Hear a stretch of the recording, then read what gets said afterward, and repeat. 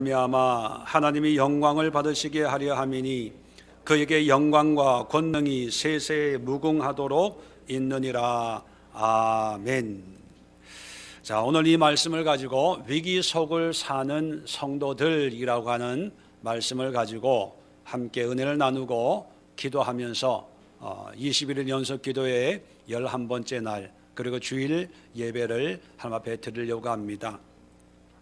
베드로 전서의 그 배경 상황을 아마 여러분들 이제는 잘 알게 되었을 것입니다.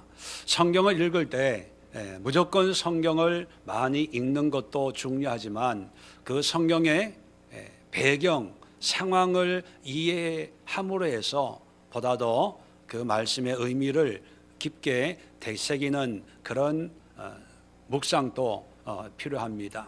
일반적으로 내가 밥을 먹었다라고 하는 그 말 속에는 때가 돼서 밥을 먹었는지, 아니면 배가 고픈 상황에서 밥을 먹었는지, 아니면 그동안에 밥을 먹을 수가 없어서 죽만 먹다가 이제 드디어 밥을 먹게 되었는지, 그 상황에 따라서 그 의미가 달라지는 것처럼 그저 은혜로운 말씀이다라고만 생각하지 말고 이 말씀이 어떤 상황에서 어떤 사람들에게 주어졌는지를 이해를 할 때 보다 더 그 말씀이 더 깊이 있게 와 닿는 것과 같은 의미입니다.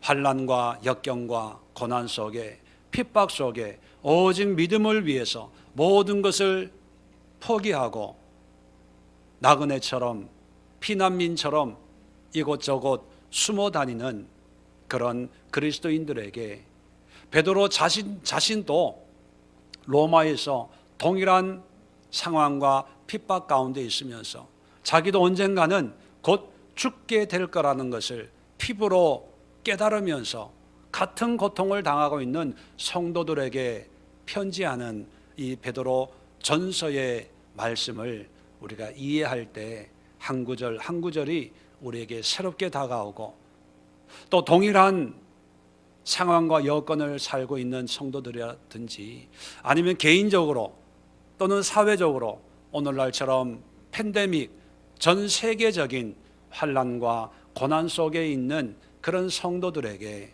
어떻게 믿음 생활하고 어떻게 살아가야 될까를 말씀하시는 하나님의 음성이 될 줄로 믿습니다.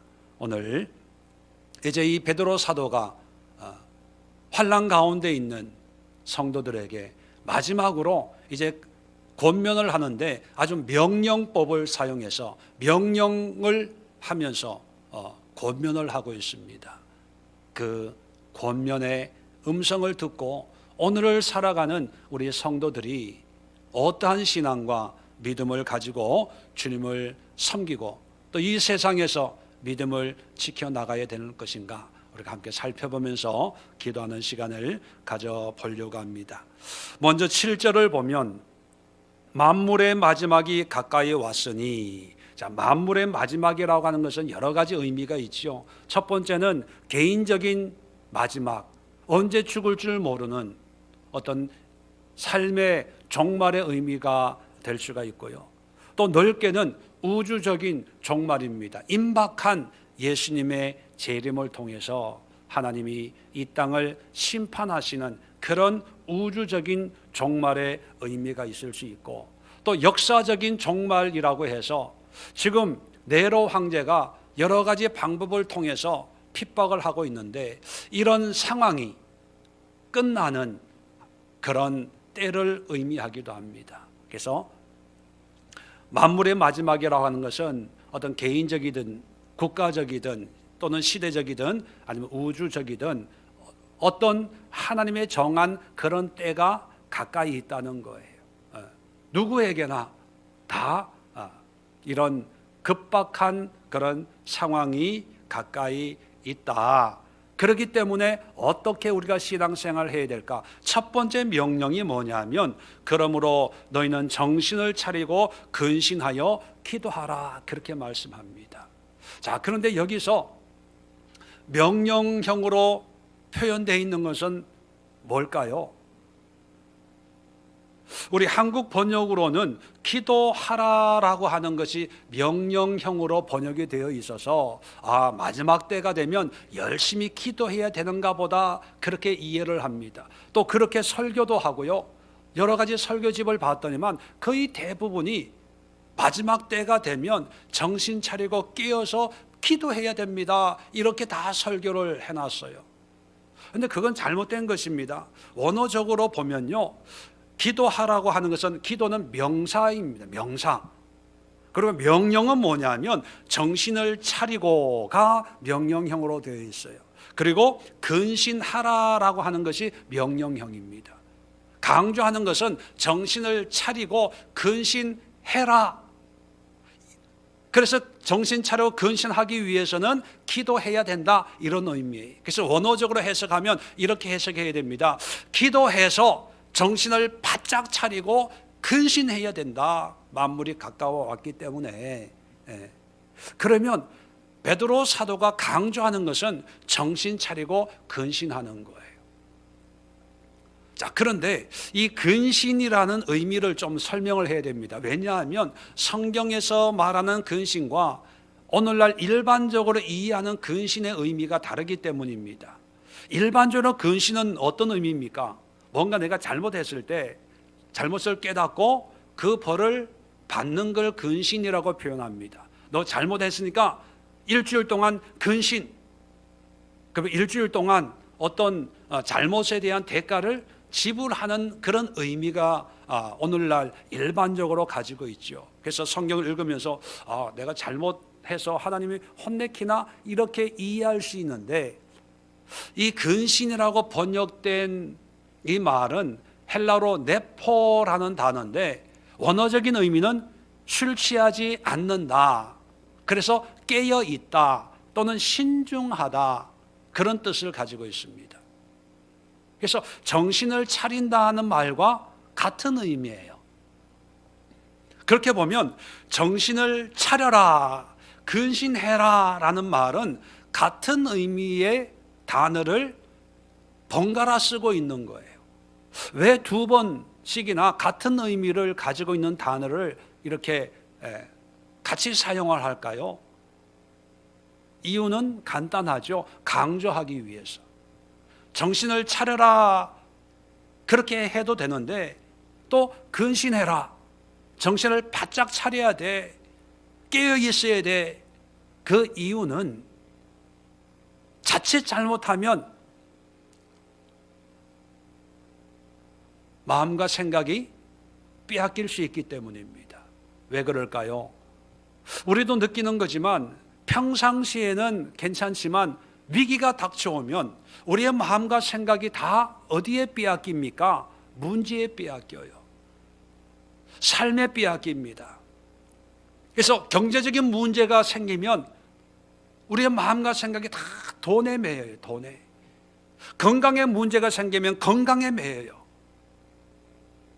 이럴 때 정신을 차리고 근신해서 기도해야 된다라고 하는 그 의미는 우리의 마음과 생각이 문제에 빼앗겨서는 안 된다는 거예요. 상황에 우리의 마음과 생각이 매이게 해서는 안 된다는 것입니다. 자, 그래서 여러분 잘 들으세요.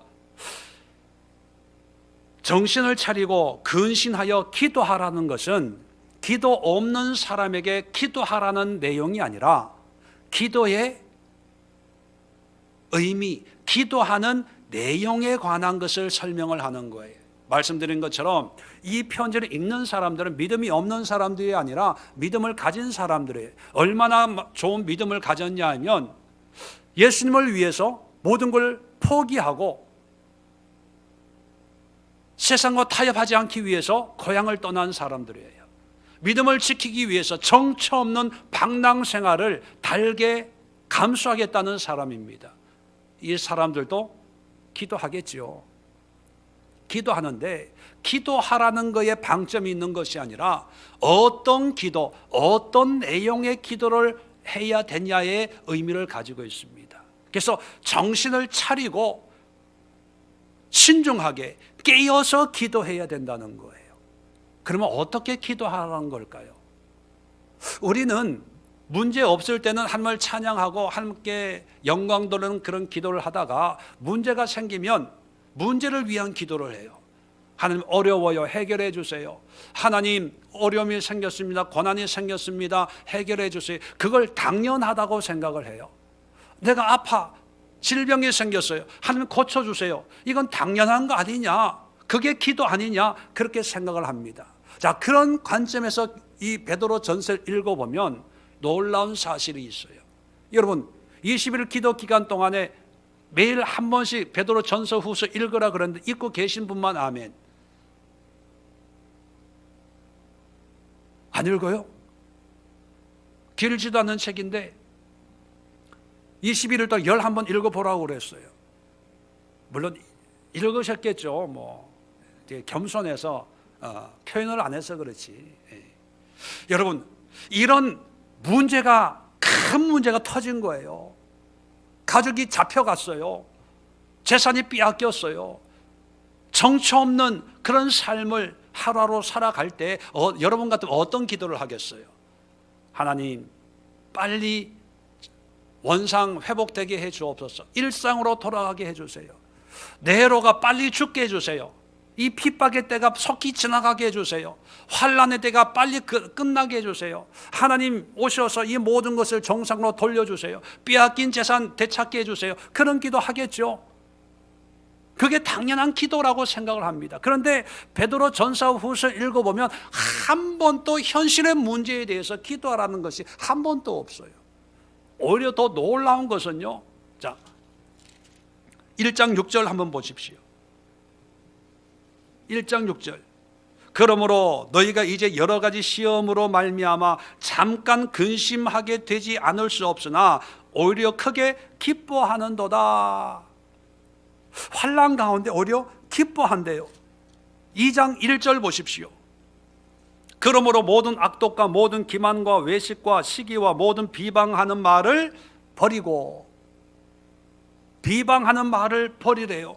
아니 지금 네로가 내 재산 뺏어갔는데, 내 아버지를 어머니를 사자밥이 되게 했는데, 검투장에서 사람들의 노리개감으로 비참한 죽음을 맛보게 했는데 그들에게 비난하는 말을 하지 말래요. 더 기가 막힌 것은요 13절 보세요. 인간의 모든 제도를 주를 위하여 순종하되 혹은 위에 있는 왕이나 혹은 그가 악행하는 자를 징벌하고 선행하는 자를 포상하기 위하여 보낸 총독에게 하라. 자, 여기서 왕은 누구를 지칭할까요? 로마 제국의 왕은 누굽니까? 네로예요. 네로가 지금 뭐 하고 있어요?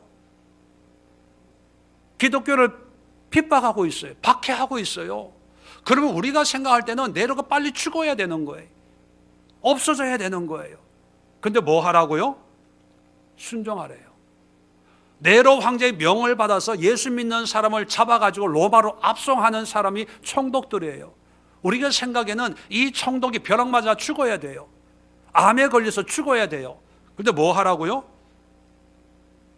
순종하래요. 3장 9절 보세요. 악을 악으로 욕을 욕으로 갚지 말고 도리어 복을 빌라. 이를 위하여 너희가 부르심을 받았으니 이는 복을 이어받게 하려 하심이라.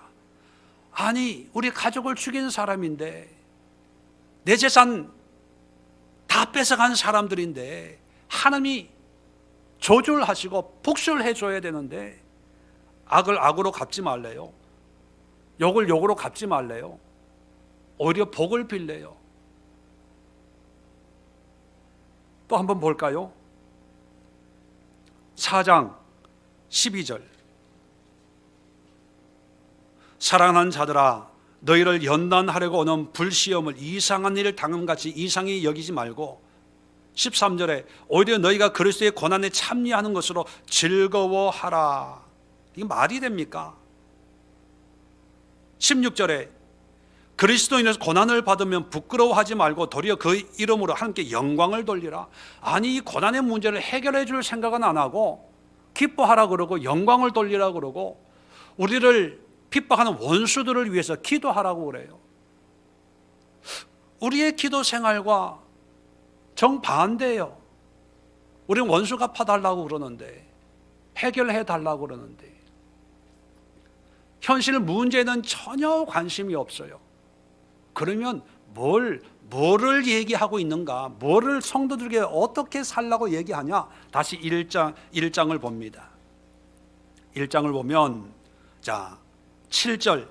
너희 믿음의 확실함은 불로 연단하여도 없어질 금보다 더 귀하여 예수 그리스도께서 나타나실 때의 칭찬과 영광과 존귀를 얻게 할 것이라. 8절입니다. 예수를 너희가 보지 못하였으나 사랑하는도다. 이제도 보지 못하나 믿고 말할 수 없는 영광스러운 즐거움으로 기뻐하니 믿음의 결국 곧 영혼의 구원을 받음이라. 누구를 얘기하고 있습니까? 예수님에 대해서 얘기하고, 예수님에 대해서. 예수님을 보지 못했지만 기뻐하고 즐거워한다는 거예요. 왜요? 예수님으로 말미암아 구원을 얻었기 때문에 예수님으로 기뻐하고 즐거워하래요. 자, 1장 21절 봅시다. 너희는 그를 죽은 자 가운데서 살리시고 영광을 주신 하나님을 그리스도로 말미암아 믿는 자니 너희 믿음과 소망이 하나님께 있게 하셨느니라. 믿음과 소망을 어디에 두라고요? 하나님께 두래요. 누구로 말미암아? 예수님으로 말미암아. 예수를 믿는다면 모든 믿음과 소망을 하나님께 두래요. 하나님께. 이 현실에 두지 말고, 상황에 두지 말고. 자, 2장 4절입니다. 자, 사람에게는 버림받았으나 하나님께는 택하심을 입은 보배로운 산돌이신 예수께 나아가 너희도 산돌같이 신령한 집으로 세워지고 예수 그리스도로 말미암아 하나님이 기쁘시게 받으실 신령한 제사를 드릴 거룩한 제사장이 될지라. 자, 누구한테 나아가라고요? 예수께 나아가래요. 나가서 뭐가 되라고요? 제사장이 되래요. 제사장이 뭐 하는 사람입니까? 하나님을 예배하는 사람이에요. 아니, 현실 문제가 있는데, 지금 상황에 엄중함이 있는데 이거 해결해 줄 생각은 안 하고 우리 보고 예수님께 나아가래요. 예수님을 구하라는 거예요. 가가지고 예수님을, 하나님을 예배하고 섬기는 제사장이 되래. 죽겠는데, 돈도 없는데, 먹을 게 없는데 예배자가 되래요. 예수님께 나가래요. 자, 3장 15절 봅시다.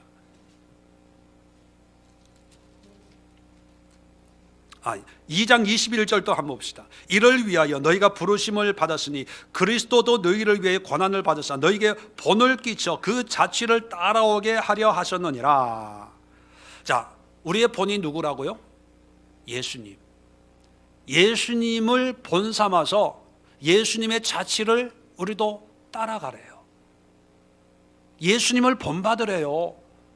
자, 3장 15절. 너희 마음에 그리스도를 주로 삼아 거룩하게 하고 너희 속에 있는 소망에 관한 이유를 묻는 자에게는 대답할 것을 항상 준비하되 온유와 두려움으로 하고. 자, 예수를 주로 삼아 거룩하게 살래요. 아니, 지금 죽겠는데 두렵고 힘들고 외롭고 사는 게 아닌데 예수님을 주로 삼아 거룩하게 하래요. 마지막으로 4장 1절. 그리스도께서 이미 육체의 고난을 받으셨으니 너희도 같은 마음으로 갑옷을 삼으라. 예수님은 고난 받았으니까 너희도 고난의 옷을 입고 예수님을 따르라는 거예요. 아니, 예수님은 예수님이고 예수님은 인류의 죄를 대속하기 위해서 십자가 졌지만 우리는 뭐 인류의 죄를 대속하기 위해서 이 핍박을 받는 게 아닌데, 잘 살게 해줘야 되는데, 편안하게 해줘야 되는데, 하나님은 우리의 관심에 상관을 안 해요. 우리의 원함에 귀도 안 기울여요. 한결같이 예수님을 본받으래요. 예수님처럼 살래요. 자, 5장 10절 마지막으로 모든 은혜의 하나님 곧 그리스도 안에서 너희를 부르사 자기의 영원한 영광에 들어가게 하신 이가 잠깐 고난을 당한 너희를 친히 온전하게 하시며 굳건하게 하시며 강하게 하시며 너를 견고하게 하시리라. 자, 하나님이 누구 안에서 이런 은혜를 베풀어 주신다고요? 그리스도 안에서, 예수 안에 이 모든 게 있다는 거예요. 그러니까 이런 회복의 은혜를 누리려면 어디 안으로 들어가라는 얘기예요? 예수 안에, 하나님 안에. 자, 결론적으로 말씀을 드리면 이런 거예요.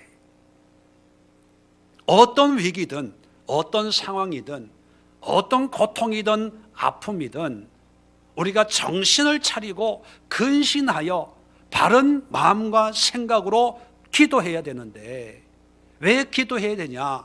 위기 속에서 우리의 마음이 위기 속에 빼앗길 수 있어요. 우리의 마음과 생각이 빼앗기지 않고 기도하는데 어떤 기도를 해야 되냐? 어떤 기도가 바른 기도냐? 바로 예수를 구하는 거예요. 이해되시면 아멘. 한번 적용을 해봅시다. 자, 내가 경제적으로 갑자기 어려워져서 돈이 없어졌어요. 돈이 필요해요. 자, 주님 앞에 정신을 차리고 근신하여 기도할 때 어떤 기도를 해야 됩니까? 하나님, 7월 11일 저녁 6시까지 얼마의 돈이 생겨야 이 문제를 해결할 수 있습니다. 하나님, 돈 주세요. 이런 기도가 우리가 해야 될 기도일까요? 아니면 하나님, 7월 11일 6시까지 물질의 문제가 있습니다. 그러나 금도 마옵시고 음도 마옵시고 오직 예수 그리스도의 은혜로 나를 축복해 주세요. 이런 기도가 하나님이 원하는 기도일까요? 전자입니까? 후자입니까? 전자의 후자예요. 후자의 후자. 근데 우리는 어떤 기도를 많이 했어요? 전자에. 그게 믿음이라고 생각을 했어요. 그런 믿음을 금식하고 작정하고 기도원에 가서 소나무 뿌리 붙들고 주여 해결해 주세요. 고쳐주세요. 돈 문제 해결해 주세요. 내가 죽겠으니, 다 그렇게 기도 훈련을 받았어요. 그게 기도라고 얘기합니다. 그런데 여러분, 그런 기도는 교회 안에만 있는 것이 아니라 불교에도 있어요. 천주교에도 있어요. 무당들도 그런 기도해요. 세상의 모든 종교에서도 삶의 문제를 가지고 초월적인 어떤 신적인 존재 앞에 그렇게 간절하게 기도해요. 돈을 싸들고 와서 기도해요. 복채 내놓고 기도받아요.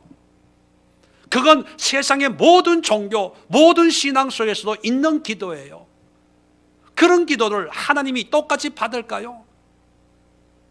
우리가 믿는 하나님, 우리가 가지고 있는 기독교 신앙은요, 기도가 도깨비 방망이처럼 우리의 필요를 채우는 그런 용도로 쓰는 기도가 아니에요.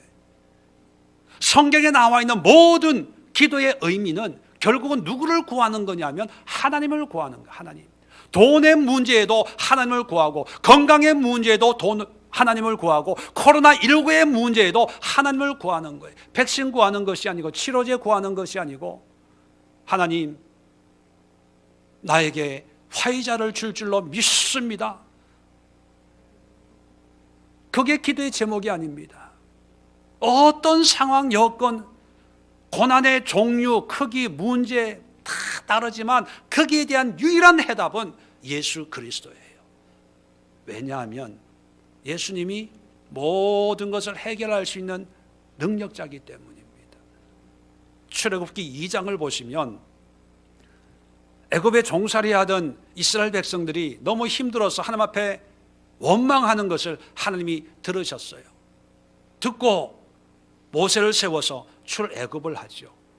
그런 모습을 보면 사람들이 그렇게 생각합니다. 아, 나도 내 삶이 힘들면 울면서 하나님 앞에 기도하면 하나님이 문제 해결해 주시겠구나. 그래서 하나님이 힘들어요, 어려워요, 괴로워요, 눈물로 밤을 씻으면서 철회하면서 기도하면 하나님이 해결해 주신다고 믿습니다. 예. 언뜻 보면 하나님께서 그 기도를 들으시고 출애굽을 시켜주시고 적과 꿀이 흐르는 가나안으로 인도해 주시는 걸로 우리는 알고 있습니다. 그런데 여러분, 우리는 보고 싶은 것만 봐요. 우리에게 은혜 되는 것만 은혜로 여깁니다. 출애굽해서 가나안 땅으로 인도하는 것이 하나님의 목적이 아니고요, 고난 가운데 탄식하며 기도하는 그 이스라엘 백성들을 출애굽을 시켜놓고 가나안 땅으로 인도하는 하나님의 목적은 뭐냐면 그 백성들의 기도의 응답으로 하나님 자신을 주시는 거예요. 하나님 자신. 가나안 땅에 와서 젖과 꿀이 흐르는 가나안 땅이라고 그 땅이 정말 지상 낙원입니까? 아니에요. 지금 보세요. 지금 또 2000년 전이 지난 지금 또 척박해요. 차라리 호주 땅이나 캐나다나 아니면 적어도 이 금수강산 대한민국 같은 것을 주었으면 젖과 꿀이 흐르는 땅이라고 생각할 수 있습니다. 그런데 척박한 사막, 황야, 황무지입니다. 이스라엘 땅은. 그 땅으로 인도하는 것은요, 하나님의 유일한 희망은 뭐냐면 이 백성들이 나로 말미암아 살기를 원하는 거예요. 내가 있기 때문에 젖과 꿀이 흐르는 땅이 되는 거예요. 하나님은 고통 가운데 신음하는 이스라엘 백성들에게 자기 자신을 주기를 원하셔서 광야에서 율법을 주시고 젖과 꿀이 흐르는 땅이라고 하고 이스라엘 땅을, 팔레스타인 땅을 준 거예요. 그리고 언약을 맺는 거예요. 내가 너의 하나님이고 너는 나의 백성이다. 이게 약속을 맺는 거예요. 내가 너의 주인이라는 거예요. 그러니까 삶의 문제가 뭐든 간에 내가 너의 주인인 나를 찾고 나를 부르고 나를 의지해. 그럼 내가 알아서 할게. 그게 약속이에요. 약속. 그걸 믿는 것이 믿음이에요. 자, 그렇다면 베드로 사도도 그걸 얘기하는 거예요. 지금 얼마나 심각한 문제입니까? 처음으로 일어난 대박해가 네로 박해거든요. 이런 초유의 사태를 경험하면서 우왕좌왕 하겠죠. 자, 그럴 때 사랑하는 성도님들, 정신 차리고 근신하여 기도해야 됩니다. 네로를 위해서 기도하지 마세요. 죽을까 살까 걱정해서 기도하지 마세요. 잃어버린 재산을 위해서 기도하지 마세요. 살았는지 죽었는지 모르는 가족을 위해서 기도하지 마시고 예수를 위해서 기도하십시오. 예수 안에 있으면 생명이 있습니다. 예수 안에 있으면 영광이 있습니다. 예수 안에 있으면 구원이 있습니다. 예수 안에 있으면 하나님의 약속이 반드시 성취됩니다. 정신 차리세요. 근신하세요. 지금 드리는 기도의 내용이, 기도의 제목이 뭔지 분별하십시오. 마음 빼앗기지 마세요. 사탄은 먹을 것이 없을 때 음식을 위해 기도하라고 얘기합니다. 사탄은 돈이 없을 때 돈을 위해서 기도하라고 얘기합니다.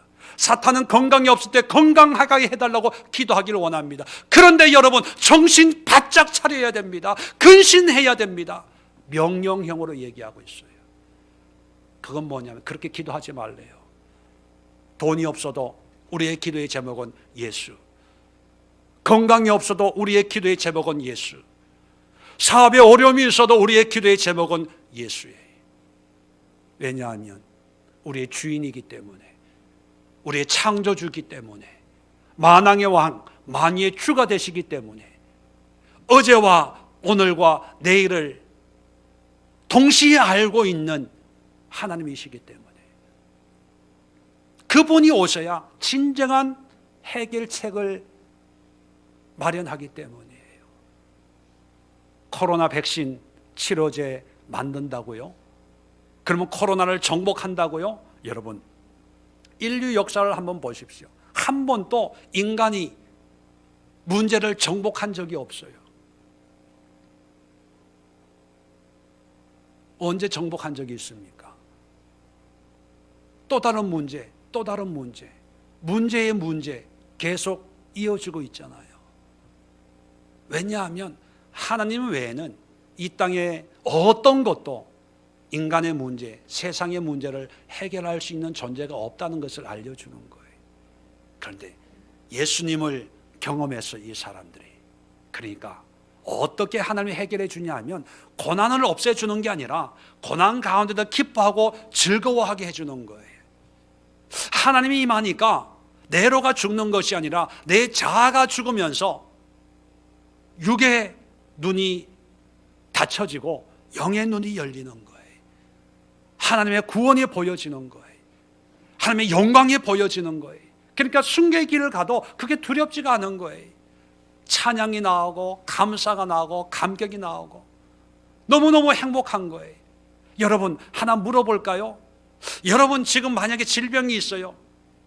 질병이 고쳐지는 걸 원하세요? 아니면 질병이 있더라도 내 마음의 기쁨과 즐거움으로 삶의 행복으로 가득 차는 게 더 좋으세요? 경험이 없으니까 삶의 행복으로 가득 찬 그 경험이 없으니까 그래도 질병의 문제가 해결된 게 낫겠다고 생각하겠지만, 여러분, 병 고쳐도요 그 다음에 병 안 걸릴까요?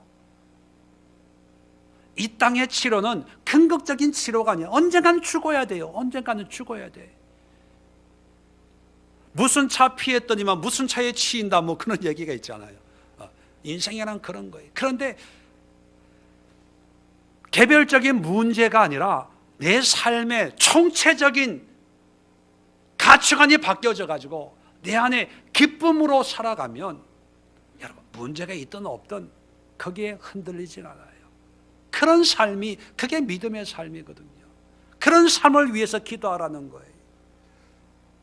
역사적으로도 네로 황제의 핍박만 있었던 것이 아니라 네로 황제를 시작으로 해서 수많은 박해가 있었습니다. 2차 대전 히틀러를 통해서도 박해가 있었잖아요. 인간의 방법으로는 해결이 안 돼요. 그런데 하나님이 역사하시면 어떤 상황 속에서도 기쁨과 감사와 즐거움으로 살 수 있기 때문에, 마귀가 주는 그런 현실에 매이게 하는 그런 기도, 그런 마음, 생각, 여기에 미혹되지 말고 정신 바짝 차리고 근신 깨어서 신중하게 기도하는데 오직 예수를 구하라는 거예요. 그렇다면 코로나19 시대에 우리 그리스도인들이 추구하고 사모하고 간절히 구해야 될 것은 뭡니까? 예수의 은혜예요. 여러분, 자녀 위해 기도하지요. 시집장가 잘 가라고요. 좋은 대학교, 좋은 직장. 여러분, 기도하지 마세요. 만약 그런 기도가 다 응답됐다면 삼성이나 현대 이런 데는 다 예수 믿는 사람들이 다녀야 되고, 서울대학교는 다 교회 다니는 사람들이 다닐 거예요. 그런 일은 일어나지 않습니다. 기도해야 될 것은요, 우리 아들, 딸들에게 예수가 임하게 하옵소서. 예수의 은혜가 임하게 하옵소서. 예수의 십자가 능력이 저들에게 임하게 하옵소서. 사업 안 된다고 사업 위에 기도하지 마세요. 사업 잘 돼봤자 믿음 생활 제대로 못하고 사업 제대로 못하고 결국은 죽어요. 결국은.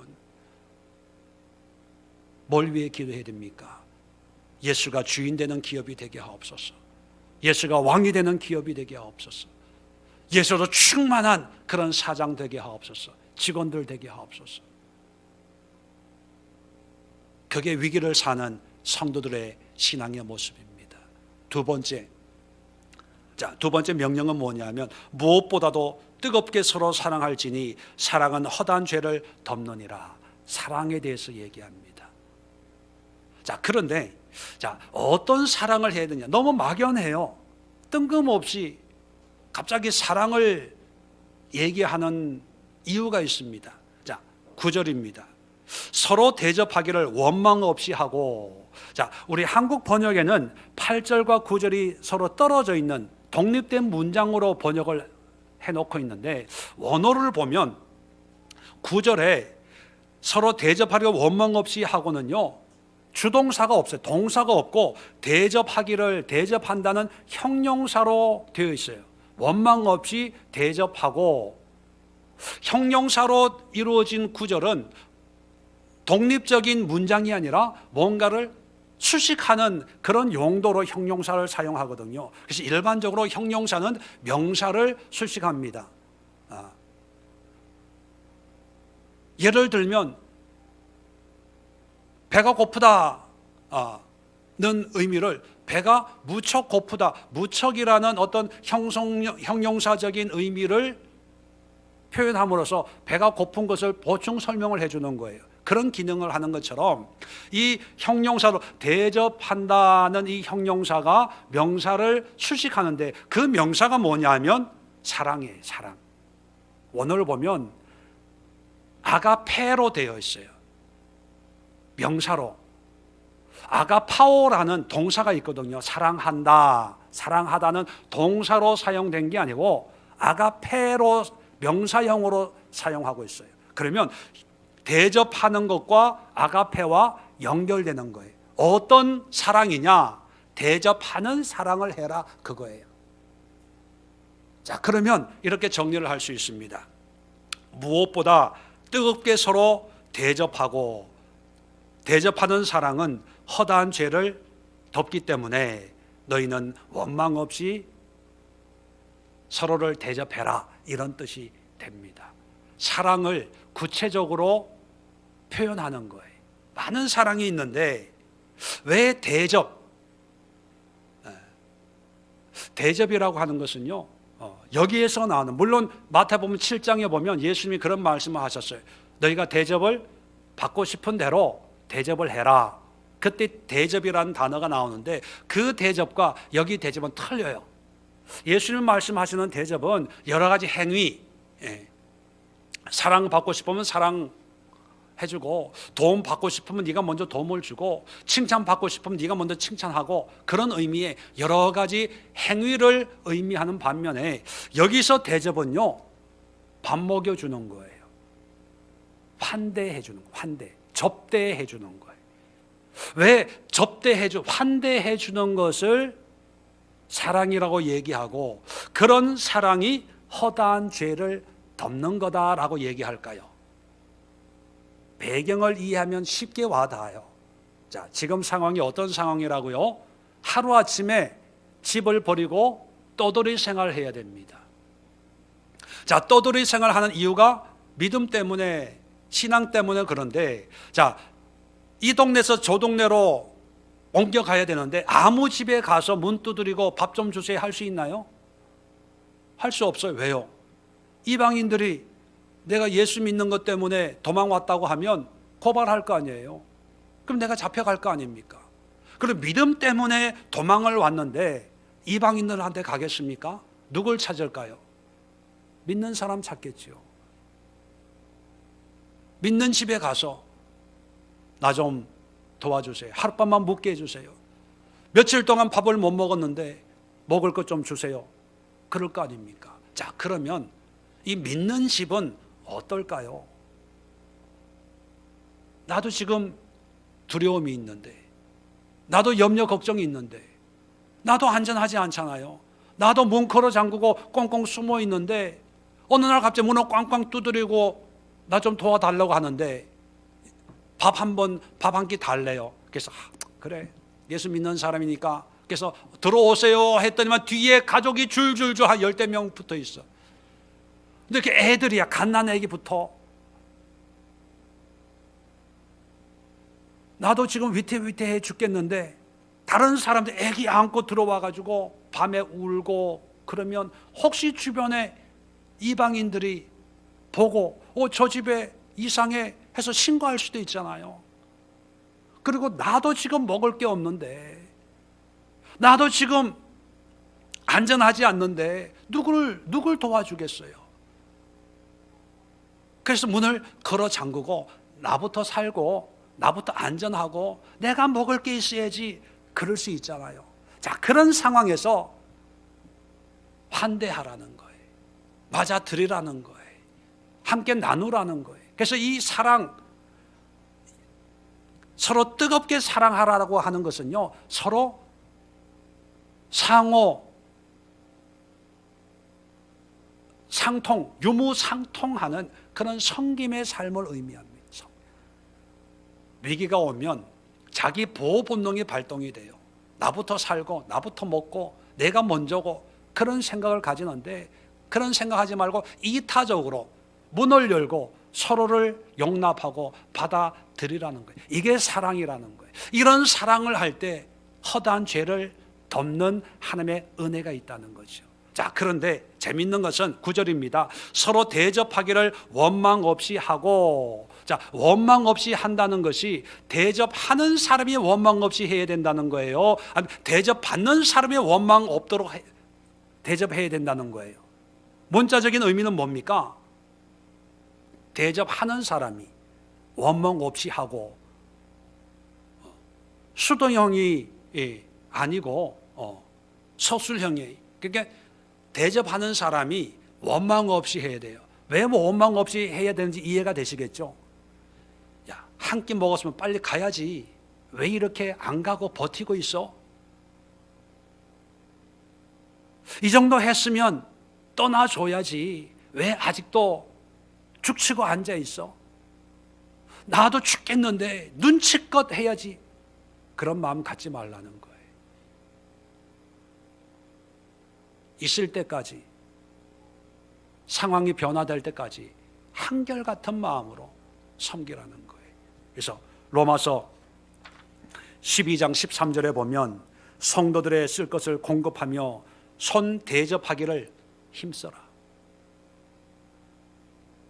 교회 직분자를 섬길 때도 직분자의 자격에도 손 대접하는 것을 즐겨하는 사람을 일꾼으로 세우라, 그런 말씀도 있습니다. 오늘날은 뭐 먹는 것 때문에 그런 상황은 아니지요. 그런데 위기가 찾아오면 다 마음문이 닫혀지는 그런 상황은 시대에 상관없이 그렇게 벌어지는 것이 우리 인간입니다.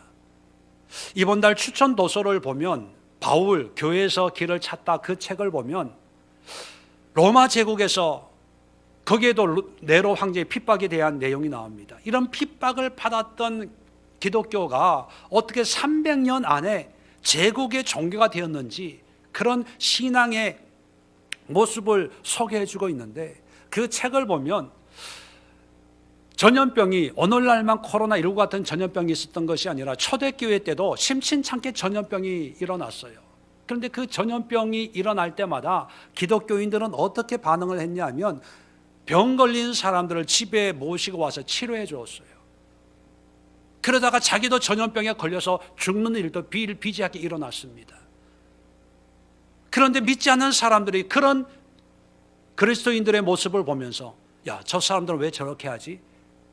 이상하다, 우리와는 다르다, 그런 믿음의 모습을 일반 사람들에게 보여주었기 때문에 300년이라고 하는, 우리가 볼 때는 긴 시간이지만 역사적으로 보면 300년 동안 기독교는 주류를 산 적이 없어요.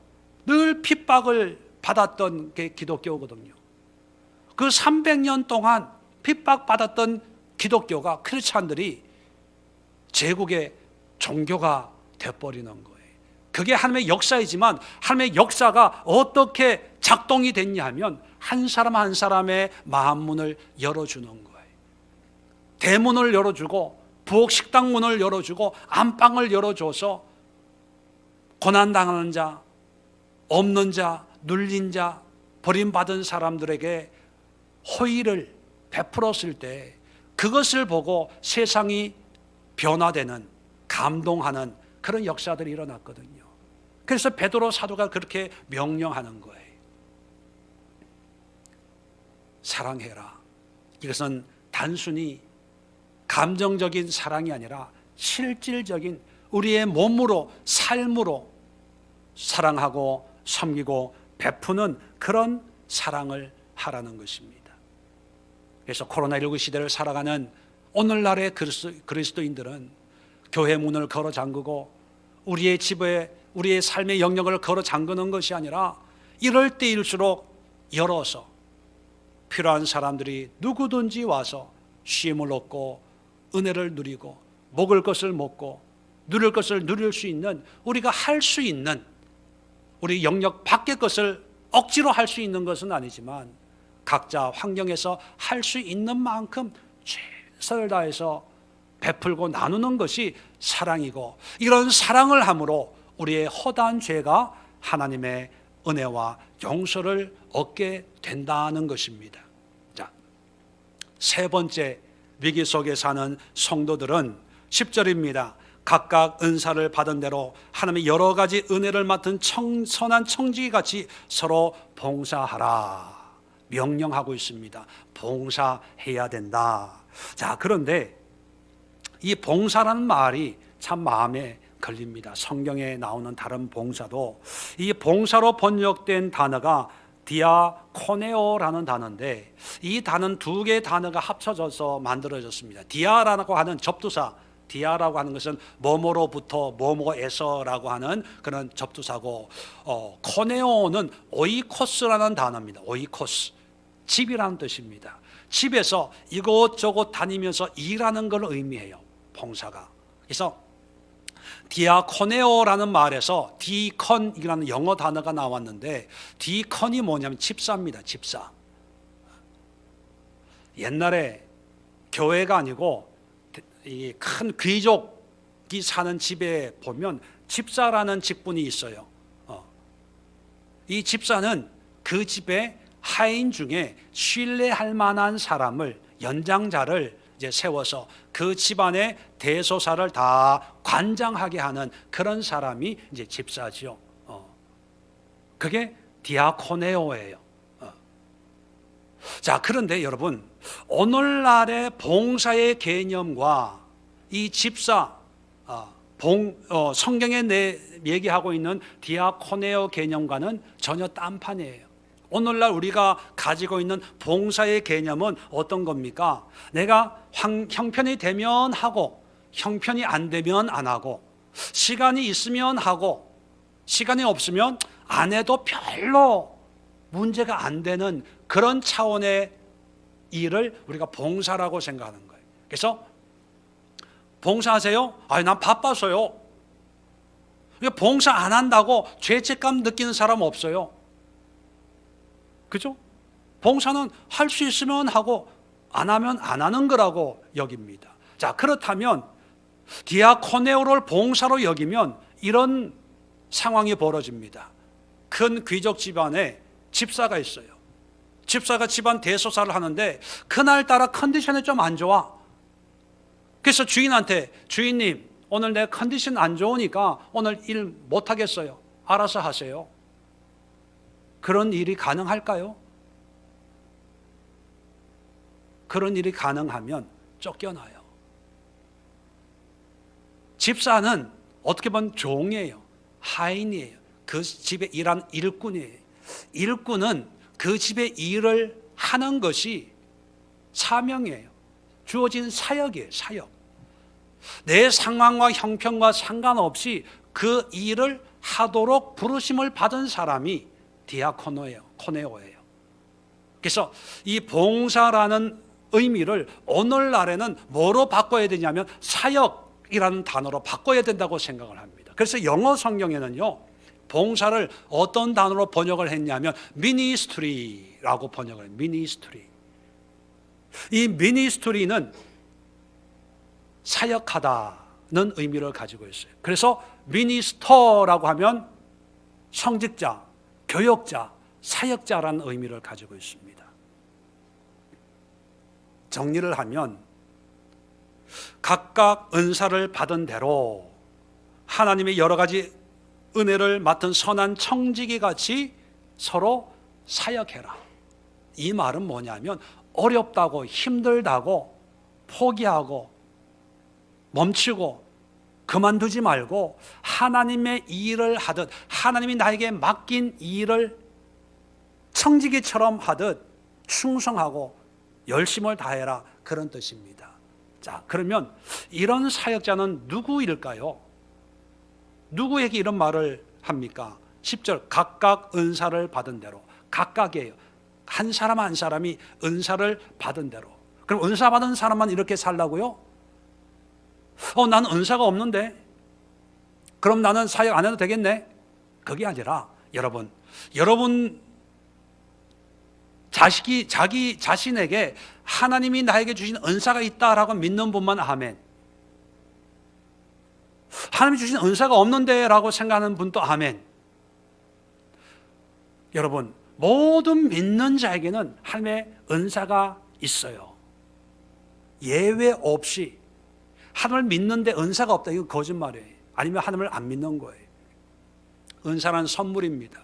우리는 은사 그러면 뭐 특별한 능력을 행하는 그런 은사 사역자만 생각을 해요. 병 고치고 뭐 예언하고 기도하고 신령한 그런 사역적인 은사만을 생각하는데, 예수 믿게 한 것도 은사예요. 오늘 이렇게 예배 드릴 수 있는 것도 은사예요. 이 건강하게 출근하고 퇴근하는 것도 은사예요. 하나님의 선물이에요. 그렇게 보면 각각 은사를 받은 대로 이것은 뭐냐면 모든 믿는 자는, 그런 뜻입니다. 그러니까 모든 믿는 자는 예외 없이 하나님의 사역자로 살아야 된다는 거예요. 자, 계속해서 하나님의 여러 가지 은혜를 맡은 선한 청지기 같이 은혜를 맡았어요. 아니, 난 은혜 없는데? 은혜 없는 사람이 있을까요? 본인이 은혜 있는지 없는지 몰라서 그렇지, 하나님의 관점에서 모든 믿는 자들이 하나님의 은혜를 입었어요. 나의 나 된 것은 하나님의 은혜로 된 것이니, 하나님의 은혜 없이는, 우리가 예배 전에 찬양했잖아요. 은혜, 은혜, 하나님의 은혜, 모든 삶이 하나님의 은혜예요. 자, 그렇다면 모든 믿는 자가 모든 일을 하는 데 있어서 사역자의 마음으로 감당하라는 거예요.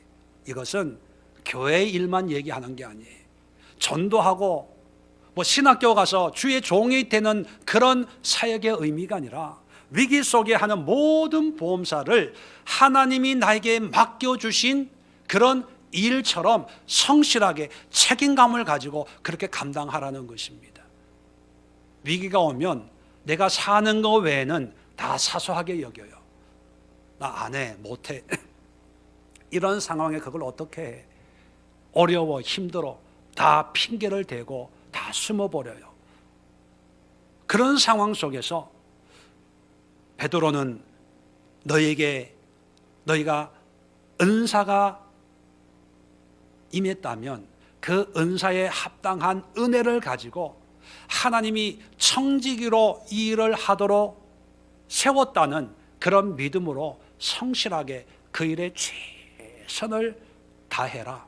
너는 봉사자가 아니라 사역자야, 그거예요. 그렇다면 가정주부는 가정주부의 일을 신실하게 감당하는 것이 그게 사역이고 봉사예요. 직장 다니는 사람은 돈 벌기 위해서, 먹고 살기 위해서 일하는 것이 아니라, 그래, 어렵고 힘든 상황 속에 이런 직장을 허락하신 것도 하나님의 은혜이기 때문에 내가 이 직장을 사장 보고 하는 것도 아니고 돈 벌기 위해 하는 것도 아니고 하나님이 나를 하나님의 사역자로 이 직장에 보냈기 때문에 주님을 위해서, 예수님을 위해서 내가 더 열심히 이 일을 감당해야지. 학생은 학생들 공부하는 게 하나님이 나에게 주신 은혜고 직분이고 사역이기 때문에 내가 어려울 때일수록 더 열심히 학교 생활에 충실해야지, 이런 마음을 가지라는 것입니다.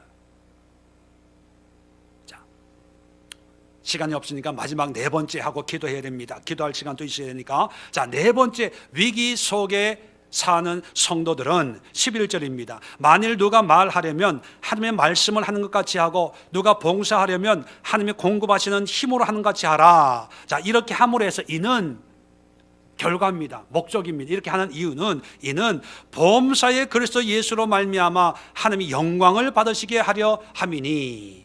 자, 마지막으로 환난 속에 있는 그리스도인들이 해야 될 것은 모든 것을 하나님께 영광 돌리는 그런 삶을 살아야 돼요. 하나님의 영광이 되는 삶을 살아야 됩니다. 아니, 지금 믿음 때문에 다 죽게 됐는데 사는 것이 급선무죠. 그런데 그게 아니라는 거예요. 모든 범사에 하나님의 영광을 위해서 살라는 것입니다. 이게 인간의 목적이, 창조 목적도 하나님을 찬양하고 영광 돌리는 거죠. 웨스트민스터 소요리 문답이라고 우리 개신교에서, 영국의 웨스트민스터에서요, 당시에 내노라하고 하는 기독교 지도자들이 모여서 장장 5년 동안 성경을 연구하면서 가장 중요한, 가장 기본적인 교리를 만들었습니다. 그것을 문답식으로 만든 것이 소요리 문답이에요. 요즘 말로 하면 QA, 질문하고 대답하는 것으로. 그렇게 가장 기본적인 교리를 만들었는데, 그 첫 번째 교리가 뭐냐면, 인간의 목적은 무엇이냐. 거기에 대답이 뭐냐면, 하나님을 영화롭게 하고 영원토록 즐거워하는 것이다. 그렇게 정의를 내렸어요. 우리 성도들의 삶의 의미는 내가 잘 먹고 잘 사는 게 아닙니다. 사업 잘 해가지고 주일 하는 거 절대로 아니에요. 우리의 목적은 지금 이 순간 하나님을 영광 돌리는 삶을 살고, 또 우리의 환경과 여건과 상관없이 하나님을 기뻐하고 즐거워하는 삶이에요. 사업하는 사람들이 하나님, 내가 열심히 사업해서 물질 축복받아서 선교하고 전도하고 교회 세우고, 여러분 그거 다 자기 욕심이에요. 다 거짓말입니다. 미혹이에요. 믿지 마세요.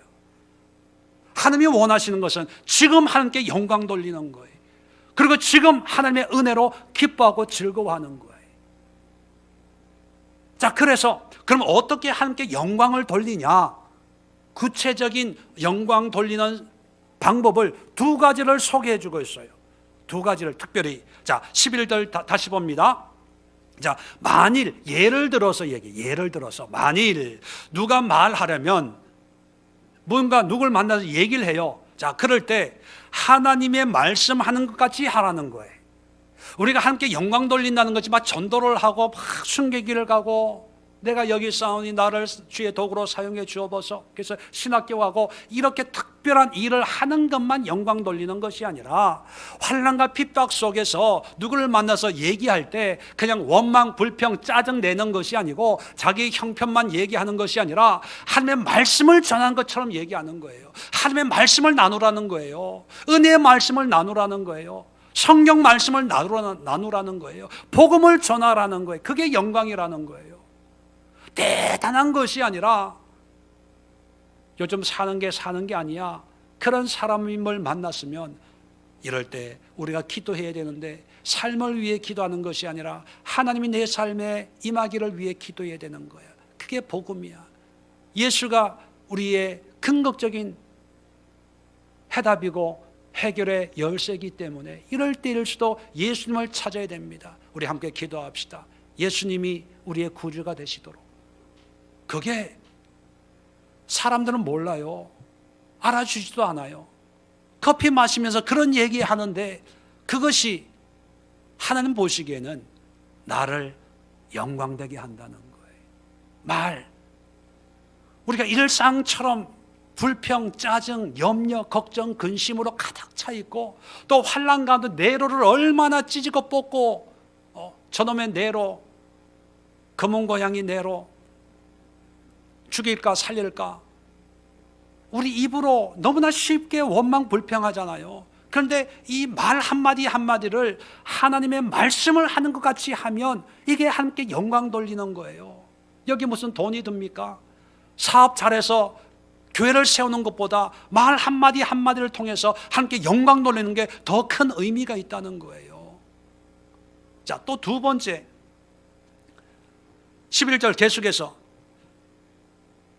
누가 봉사하려면, 봉사는 아까 사역이라고 그랬어요. 직장이나 일터나 가정에서 하나님이 주신 그런 일을 봉사할 때, 사역할 때 하나님이 공급하시는 힘으로 하는 것 같이 알아.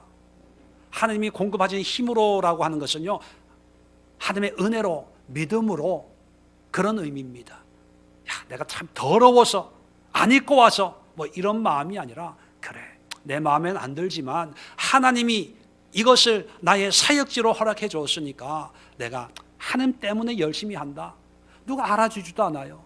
보이지도 않아요. 그런데 하나님이 보실 때, 그래, 네가 나 때문에 이 험한 일을, 어려운 일을, 불의한 일을 하는구나. 그게 나를 영화롭게 하는 거야. 그렇게 인정해 주신다는 거예요. 사람들은 환경이 어려워서 다 불평불만합니다. 그리고 내 삶에 만족을 안 해요. 그리고 다른 사람의 삶은 더 대단하게 보여질 때가 참 많지요.